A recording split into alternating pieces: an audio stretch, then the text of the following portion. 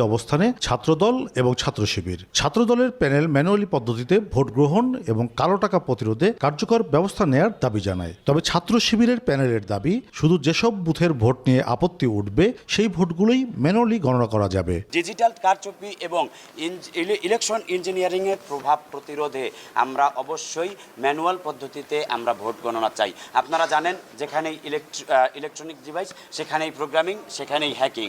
তো যাতে কোনো প্রোগ্রামিং এর মাধ্যমে, হ্যাকিং এর মাধ্যমে এরকম কোনো প্রশ্ন যেন না থাকে, তাই আমরা এই দাবিটি জানিয়েছি। ইতোমধ্যে জাকসু নির্বাচনের ক্ষেত্রে 3 দিন সময় লেগেছে ম্যানুয়ালি গণনা করে। এজন্য আমরা ত্রুটিমুক্ত ওএমআর মেশিনের ভোট গণনাটা এটা দাবি করেছি, যেন দিনের ফলাফলটা আমরা দিনেই পাই।